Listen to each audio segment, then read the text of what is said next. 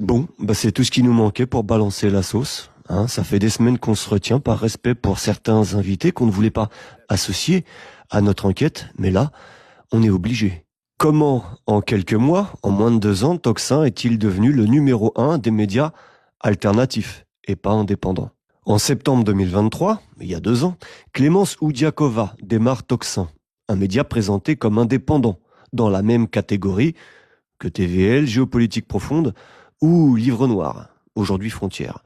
Issue de Radio Courtoisie, où elle a animé une tribune pendant 2 ans, elle fera à 2 reprises la promotion de son nouveau média sur la chaîne judéo-chrétienne CNews. A-t-elle le bras long ou est-elle soutenue par quelqu'un d'influent pour avoir l'honneur d'être invitée sur la chaîne d'information, ou plutôt d'opinion, la plus regardée de France? Posez-vous la question, quel média a la chance de faire sa promo sur un si grand plateau? Aucun. Alors que les choses soient claires, le but n'est pas de salir gratuitement Tocsin ou de créer la guéguerre entre médias alternatifs. L'idée est de démontrer le véritable objectif d'un média sous faux drapeau. Clémence a commencé en 2015 sur Sud Radio, une radio positionnée souverainiste et anti-système, dirigée par Didier Maïsto, qui a aussi ses entrées sur le mainstream CNews. Didier Maïsto. Moi, ce que je voudrais dire, c'est que je suis très triste, très affligé, et que quand j'entends M. Cohen, j'ai honte d'être français aujourd'hui. Vous avez honte d'être français? Ah oui, j'ai honte que mon pays soit devenu le pays où les Juifs envisagent de quitter notre territoire, ont peur, parce que ça c'est une réalité. Elle a rejoint Radio Courtoisie, conservatrice et catholique, en 2021, pour y animer l'émission Ligne droite. Un indice, c'est pas une émission de gauche. Ces 2 radios partagent de nombreux invités en commun.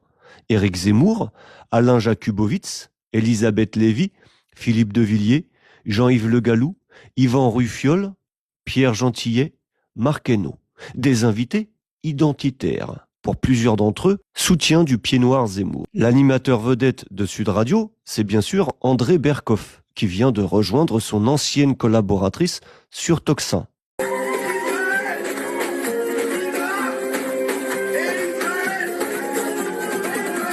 Un ami de Jacques Attali, qui n'est pas vraiment anti-système, puisqu'il prétend l'avoir façonné. Alors Jacques Attali, on se connaît depuis très longtemps. Alors Jacques Attali, moi ce que je voudrais dire au départ, c'est que il y a des gens qui vous aiment, je fais partie, il y a des gens qui ne vous aiment pas, il y a des gens qui sont indifférents. Mais ce qu'on ne peut pas nier, j'ai toujours considéré qu'il était très important de faire un scénario du pire. Passons à la famille de Clémence Oudiakova. Nom de naissance, Cougnache. Son frère Alexandre a été conseiller régional Centre Val-de-Loire pour le Front National en 2015, puis candidat Reconquête, le parti de Zemmour, en 2022 dans le Loiret. Son père, Philippe, ici au micro de Ligne droite, Radio Courtoisie, a été dirigeant du GUD, un mouvement étudiant d'extrême droite qui s'est forgé par la violence dans les années 70. Le bastion des idées d'extrême droite, c'est la faculté d'Assas, où s'est implanté fortement le GUD, le groupe Union Droit. Ce jour-là, l'extrême droite tenait Assas, ils attendaient les gauchistes. En 2022, il était candidat aux législatives de Paris, pour Zemmour. Père et frère sont donc candidats de l'extrême droite judéo-chrétienne de Zemmour, ça c'est réglé. Maintenant parlons financement. Début 2025, le média cherche à recruter 4 nouveaux salariés pour compléter leur équipe de 6. Dans un appel aux dons, la rémunération mensuelle pour ces 4 arrivants est estimée à 4 000 € par tête. Une équipe de 10, donc, avec une Clémence et un Berkoff, qui coûtent un peu plus cher que les autres, représente une charge salariale d'au moins 50 000 € par mois, soit 600 000 € par an. Leur studio, d'abord situé à Paris 16e et aujourd'hui à Neuilly, leur coûte un loyer d'au moins 36 000 € chaque année. La question est donc la suivante. Comment sont financés ces 650 000 € minimum de dépenses annuelles? Comment un média créé il y a 2 ans peut-il assumer cette dépense? Pour créer Tocsin, Clémence Oudiakova et son associé Guy Delafortelle ont financé personnellement 75 000 € comme c'est indiqué sur leur site officiel. Et ils ont complété par un financement participatif, Tipeee, de 55 000 €. Ils ne bénéficient d'aucune subvention publique et prétendent ne pas dépendre d'un milliardaire. Leur seul revenu serait généré par les réseaux sociaux.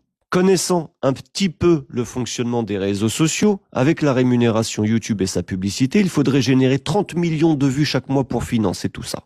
Alors, on peut pas répondre aujourd'hui à la question du financement de ce média qui manque cruellement d'une transparence qu'il prétend défendre à longueur de temps. Par contre, la ligne éditoriale est simple, rassembler un public autour de sujets d'invités anti-système, remettant en question le consensus bien établi, la doxa. Et en ça, c'est très bien. Le piège, c'est une dérive progressive à l'approche de 2027, vers un raisonnement très à droite qui risque d'influencer leurs spectateurs.